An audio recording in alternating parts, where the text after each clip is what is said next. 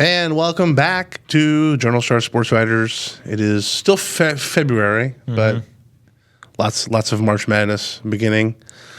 We have the small school girls state finals coming this weekend with our guy Greg Bennett in Lewiston. Absolutely. Forgot. I'm here with Adam and John. Yep. This is sports editor Wes Hewitt. We're back talking hoops. I almost got ahead of myself. I was so excited about basketball, state basketball. It is a leap year, so Yeah. state finals for 1A and 2A would have been on March 1st, but they're on February 29th. Yes. So we would have saw a little March Madness for small school girls. Catch a little bit of that March Madness. It doesn't happen fever. very often because it is a little bit. Feels like the calendar's a little bit. Is it early? It feels like. I don't know. Or late. Late. Yes, late. Late. I knew it was 1 week. Because big school weekend will be, the 21st, 22nd? Yep. Right. Yeah. Yep. Right. Well, tell me what's going on with Lewiston. How you weren't able to be at the Super? No, I was at the Father McGivney. Is that correct? Yeah. Out of Glen Carbon, right outside of St. Louis. I was at the 3A sectional semifinals. But Lewistown rallied. They were down at halftime and came back and won 64-46. Anna Heffron, 27 points, 6 assists. They hit 8 3-pointers. Sydney Schaefer stuffed the stat sheet. As usual. 14 points, 9 boards, 6 steals, 7 assists. The Indians, they're ranked number 1.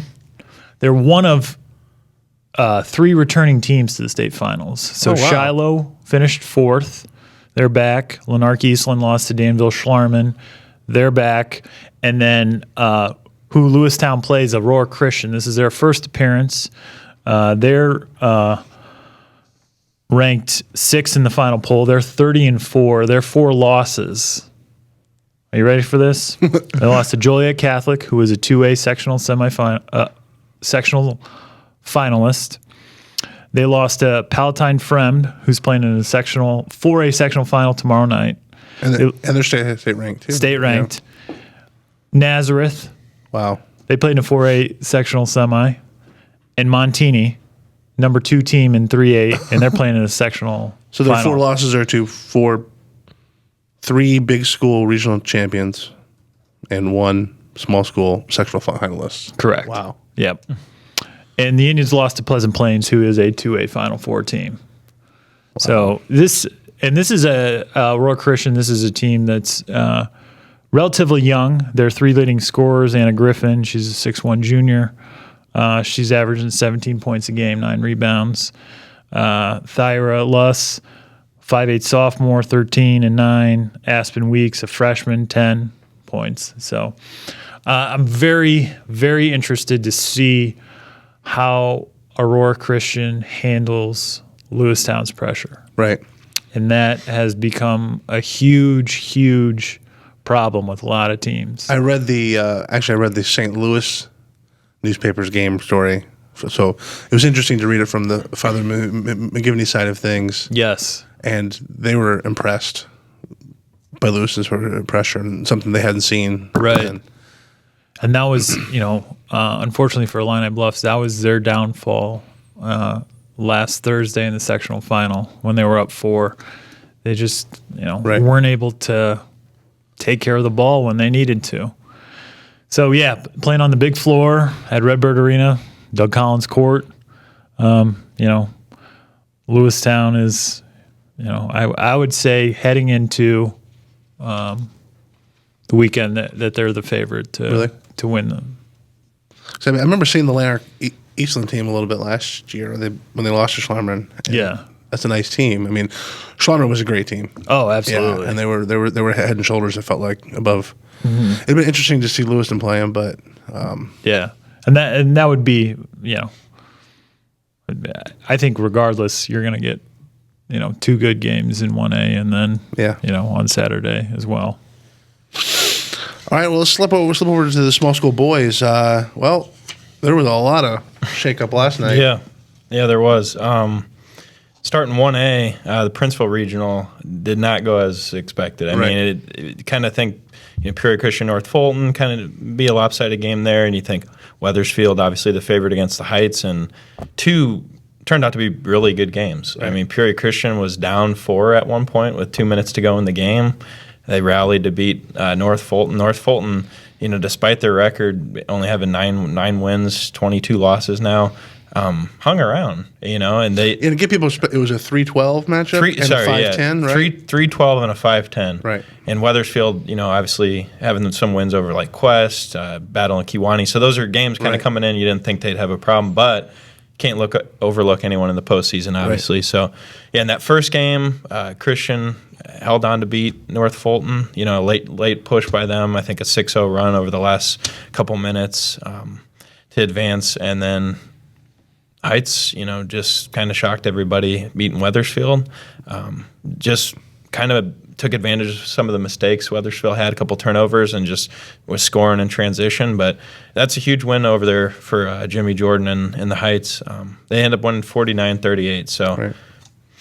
Sounds like Weathersfield's leading scorer Colton Quagliano was playing on a little bit of an ankle injury. Yeah, he did. But again, there's no excuse. Brandon Hyde had a great game. Yeah, no excuse. For Heights. He did hurt his ankle Friday night, coming off short recovery period for him, and I think he only scored 5 points in the game. Right. But like you said, no excuse. Heights took advantage of that and just. Brandon Hyde had 18. Keith Matthews had 15. So, like I said, huge win for them. That was their 11th win of the year. And records kind of go out the window now. It's a fresh start for Heights. So, a chance to potentially get to a regional title against Peoria Christian tonight. So, did the Heights and Christian play during the regular season? They did, and I think can't remember the score off the top of my head, but I think Christian got them by about 30. Yeah, that's what I thought too. I remember them. I know Jordan. Jimmy Jordan said, their defense kind of suffocated them when they saw him the first time, but seeing North Fulton kind of hang around, that gave his guys some confidence that, maybe his team could give him a run. So that's the thing. Anything could happen in the postseason. Can't sleep on any team. And, flipping over to 2A, we've seen that with two other teams who we did not expect to go down. Kewanee, top seed in the IVC regional, fifth in the state in 2A. Top seed in the whole sectional. Top seed in the sectional. Yeah. Fifth in the state. Fifth in the state. Lost 60-56 to number 7 seed Princeton. Princeton. Sorry, yeah. Princeton. Another thing, they had one of their leading scorers down with the flu. He was out the whole week, and then their backup center had an Achilles injury, so he was out as well. But still, you got to try to execute a game plan around those guys. Sure. And, I saw. I read Troy Taylor's game story this morning. Mm-hmm. I was. They played 3. This is the third time they played in 22 days. Yeah. That's insane. Yeah, unbelievable. Yeah, John and I were talking about that before the podcast, and the Rushville too. Macomb pulled an upset over Farmington. Mm-hmm. That being said, Princeton and Macomb, those are great programs who just happen to be having a down season. Oh, and then happen to be matched up against high seeds who, and this I wouldn't call them a rival, but Macomb and Farmington have played over the years. I think they played sectional championship games over the years they played in the regular season. Princeton and Kewanee played during the race, as you said, 3 times in 22 days. So it's really tough. Yeah. Especially when you're not playing for a plaque. You're playing in a semi, you're playing in a quarterfinal, and it's like, we got to get up and play a rival to just survive and advance. And that's always a tough thing, man. Yeah. And I think, too, is sometimes with some of those teams kind of going into a game like that, say Macomb, Farmington, or Princeton, Kewanee, is, with social media and Twitter, you see a lot of hype about certain teams winning. And some of these teams don't have a lot to lose. You come out there and play your game, and you catch a team on an off night, and quite honestly, an off night in the playoffs costs you your season. So, and over the years, I feel like, again, this is just anecdotal, but I just feel like more upsets happen in sectional semis and regional semis, where before teams are taking a breath. Yeah. It's like, we got here, and now it's like, and now we're gone and we're out. Yeah.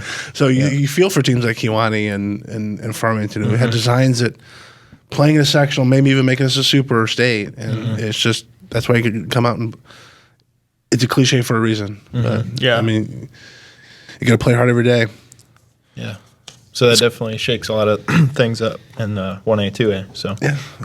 Big schools, girls, the game of the year. Yeah. Coming up tomorrow night in Rock Island. Absolutely. It's number 1 Morton 34-0 versus number 4 Peoria High 28-3, 7 o'clock. They met on January 4th. Yep. Peoria High, at Peoria High, excuse me. Morton won that 48-42. Overtime, right? Or no? No. It was not. Yeah. I think I've asked you that before, and you told me no. No. Peoria High was up 42-39 with 4:27 left. Morton ended the game on a 9-0 run. Peoria High was up 5 heading into the fourth quarter. Since that loss, Peoria High has won 15 in a row. For Morton, that was one of 4 single-digit games that they played in this year. Oh, wow. Yeah. I think the X factor in this game is going to be Katie Krupa. She's really delivered in the sectional. This will be her 4th sectional game. She's a sophomore. Yeah. She had a huge game in last year's sectional semifinal against Canton. Another huge game against All-Stater and current Marquette freshman Cam Taylor. Huge game Monday night, 24 points. Yep. And Peoria High doesn't really have the size to be able to, contain her, so to speak. Well, and I think that's what happens at this time of year, where when you get up against better teams, they're going to take away your first, second, maybe your first option, or maybe saying, and the best teams are the ones that they get able to pivot and find the second or third option to do something. And Morton is deep and talented enough to do that. Right, and that being said, yeah, they are deep. They are very talented. But on January 4th, they played with Maddie Becker and Raquel Frakes. That's true. That's true. Tomorrow night, they don't have the luxury of having 2 experienced and very talented players. Not taking anything away from who they've brought in. Next person up mentality. Right. But you're not going to see Peoria High pressure and their press and what they the physical in your face. Michi Edwards said in the paper, we're blue collar. That's what we do. I mean, that's what you're going to get from them. So how they handle that pressure, those, players that aren't Maddie Becker and Raquel Frakes, will be, I think a huge factor in. Were you at the first game, Peoria High Morton? I was not. Johnny Campos was there. Yeah. Mm-hmm. What? Had you seen Peoria High earlier in the season? Yeah, I had. Okay. Yeah. What's changed between seeing Peoria High early in the season and when you saw them on Tuesday? Well, or Monday, excuse me. The biggest thing is Jenna Beck used to be in the starting lineup. She's now coming off the bench. She came off the bench in the sectional semifinal, scored 17 points. Okay. Hit 4 threes. She's a tough matchup because she's a guard forward combo type of player. So she's able to do a lot, and she can provide a mismatch. All right. Well, we'll slip over to pause that. We'll come back when we have some picks a little later. Talk some more about that. Slip over to the big school boys side. Wrapping up the regular season. Yep. This week, and then regionals beginning. The last of the 4 sets of regionals begin next Monday. Yeah, Monday and into Tuesday. What anything up in the air this weekend coming down the wire for the bigs? Yeah, you got boys. Washington just kind of trying to hold out there and win the Middle Illini. 11-2. They got Pekin close there, but it's kind of theirs to lose right now. Yeah, I believe they have a game against East Peoria. If they win that, they have it. Also going to see East Peoria in a play-in. So it's a nice on Monday. A nice chance for East Peoria to kind of feel them out, and you never know. He could get them in the postseason. But at Washington, looking really good down the stretch. It's definitely a team to watch, and whoever kind of comes out of that would get Notre Dame right off the bat. Yeah, we were talking about for the podcast. Last time the Middle Illini champion had to play in a sectional playing game, or they call it a playing game, first round, a quarterfinal, right? A regional quarterfinal. That doesn't happen very often. Yeah. And Notre Dame's got a tough. Assuming Washington gets past East Peoria, I mean, I think that I feel like on paper they do. The Metamore Regional is loaded. It really is. I agree. And there's a lot of games you could flip a coin. It's hard to kind of predict. Who's in that other semi? You get Metamora, Peoria High, Oh, wow. and it's host Metamora. So that's like I said, it's hard to predict that. You get potentially a Washington Notre Dame matchup, and both those teams are defensive minded. Could be a very low scoring game. And well, think about it. A Notre Dame assuming a Washington win. Yeah. Metamora, Peoria. Those are 4 programs that could be in a sectional. And have been in absolutely. sectionals, and they're all sitting there in a regional. I think Tom Walker, avid listener of the podcast. Said we'd give him a shot. Hello, Tom. Yeah. I think he'll have his team. I think that team's hungry. Yeah. That's I can see that. I think they feel like they have more to prove. And That being said, he probably wouldn't say it, but I think it would probably be better opponents he'd rather face in a regional semi than Washington, though. oh, absolutely, absolutely. And tough- the yeah, thing tough that I out. really like about the team he has this year compared to last year, and last year is the same. I mean, they did play a lot of close games down the stretch, but even more so this year, seen a couple of their games lately, and granted, they've blown some teams out, but their season finale, they win by 4. They know how to win those games late by 3 or 4 points down the stretch, which is crucial in the postseason because you're not going to have blowouts every night. You're going to have every team giving you your best shot, and they make their free throws down the stretch. They just move the ball well to get a good open look at the end. I think that's such a big thing to have all those games under your belt that were close, hard-fought games, kind of get ready. Because then when you see that, you kind of know what to expect, especially if you get a Washington or a Peoria High Metamora type game. So it's big. We'll go back a little bit. We're still on the boys. Anything looking toward Friday? Any potential regional matchups that you're kind of looking forward to? I know we still have some semis to play, but a couple of the teams that I just hands down, in my opinion, that's my opinion. I think Roanoke gets to the regional title pretty easy. Gets out of that regional there in Lexington. Same with Quest. I think that's Galva, right? Yeah, I think they get out of that one pretty handily, and then the other ones kind of feel more like toss-up. Yeah, that's the thing, because you get Peoria Heights having a game, Peoria Christian, you never know there, and then Elmwood looked really good, and they played.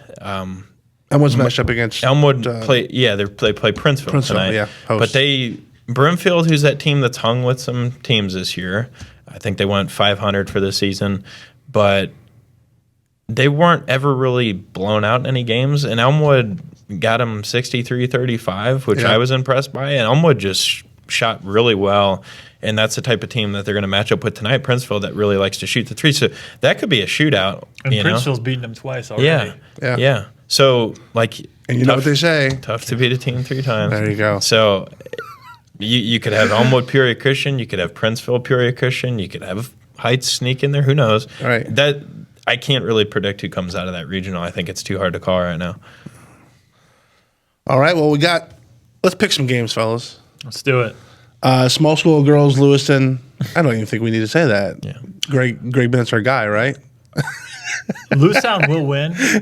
I think the score will be closer. I think it'll be a Princeville or Illini Bluffs type close back and forth game. Okay. I think that the Aurora Christian size could potentially give Lewistown some problems, but playing on that college floor just plays to the Indian strength of pressing and getting out, and the fact that they've been there before. Oh, sure, that's huge. Yeah. I mean, Aurora hasn't though.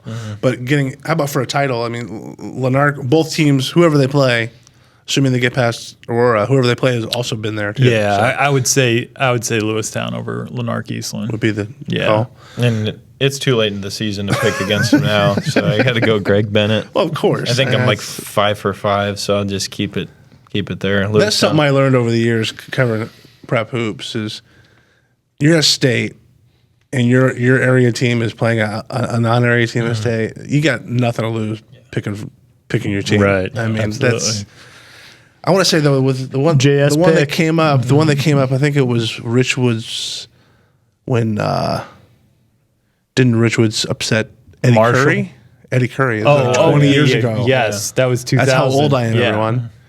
20 years ago, no one on our staff picked them to beat Curry, and they did. But 10 years for Richwood's runner-up finish. that one, yeah. that was 14 years ago. That one, right? Yeah, well, their second gosh, one. second one, Tim. Yeah. Jeez, yeah, the 3A finish. Yeah, because Mike Ellis will be centennial, at right? Yeah. Mike Ellis this is his 10th season at Evanston. Wow.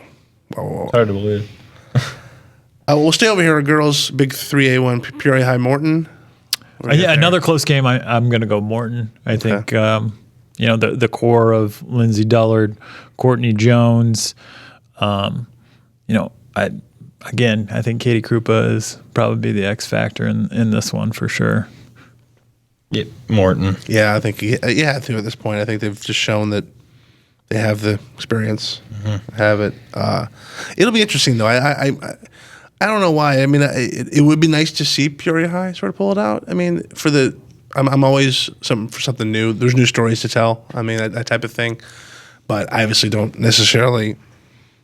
Objectively, I don't necessarily know if they can tackle that depth, but it would be nice to see Peoria High get out and do something. It's looking way ahead. And we'll talk about this next week, but potentially it could. Well, there'll be a super by the time we talk again. So right. Well, next week the semifinals could be number 2 Montini versus number 3 Simeon. Okay. And Morton versus an unranked opponent. Okay. Yeah. So that's a nice. So potentially it could dodge. Yeah, it could potentially be a 1 versus 2 or a 1 versus 3 in a title a week from Saturday. All right. Well, we didn't really have anything boys side. You got a couple of. I'll add one in there. Yeah. I think we had Elmwood Princeville, and then I'll say Elmwood. Say you've got 2 other area teams. The Lampies. Elmwood. I'm going Elmwood. I like Elmwood in this one too. Really? Yeah. Interesting. Yeah. Going Princeville, they're at home. I think last night, if those Princeville kids were around watching what happened last night, we're like, a 12 and a 10 almost won and sitting on the other side of that semi. We can't sleep. So, I mean, it's probably a good wake up call for Princeville, even though they weren't involved in those games. Yeah. So, I'll say. Give me your picks. Give me your regional champions in Princeville and Chillicothe. Regional champions in Chillicothe. Okay. I think that really opens the door for Chile, and especially being at home. I'm going to go with IVC winning their own regional.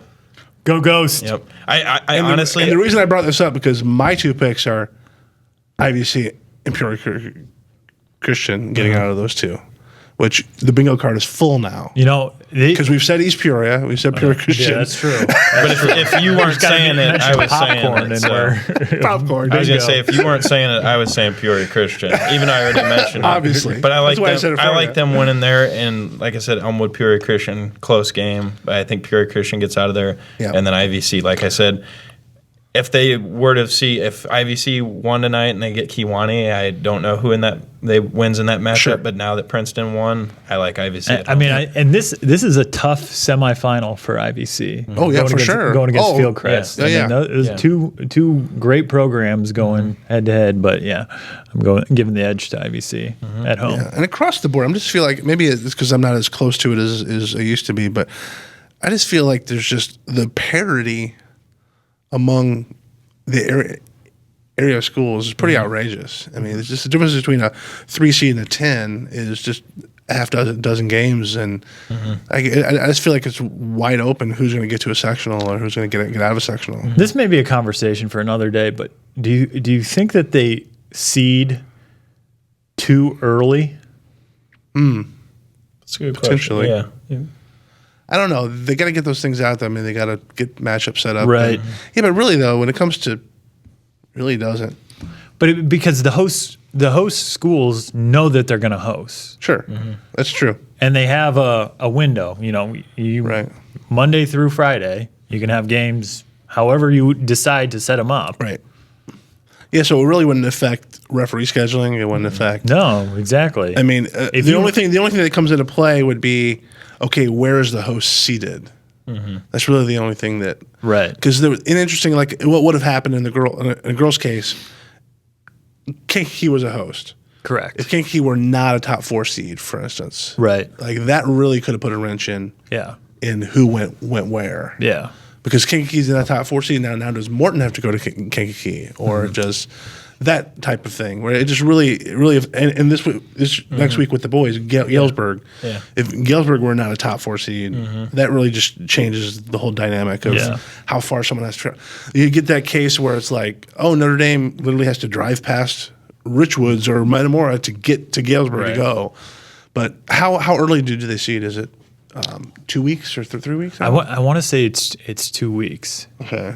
and it may be even longer, but I think it's 2 weeks. Okay. Yeah, there certainly is a crop of games left before they seed. Anyway, well, we'll have our guy. Okay, what you got? Uh-oh.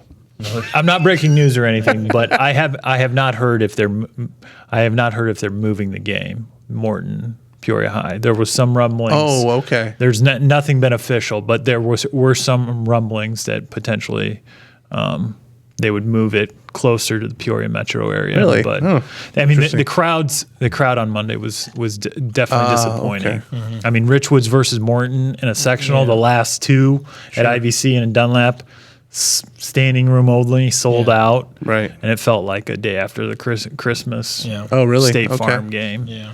Because they played in the field house. They didn't play. They played in the Rock Island field house. They didn't play in the gym. So, Okay. I mean, that place seats 6,000 or whatever. Right. Interesting. All right. Well, our guy Adam will be at State Friday with Lewiston. I'll be there Saturday with him. Yeah, and I'll be there. I'll be in Rock Island tomorrow Rock night. Island. That's right. Forgot about that. And then John will in be somewhere. Probably Princeville on Friday. Yeah. Okay. And then we might sneak somebody over to Chillicothe if the Ghosts are playing. So check us online at Adam Duvall and at JKOM91 on Twitter. Hashtag PJS Preps. And then pjstar.com/preps. So as always, thanks for listening. For Adam Duvall and John Camosa, I'm Wes Hewitt saying bye.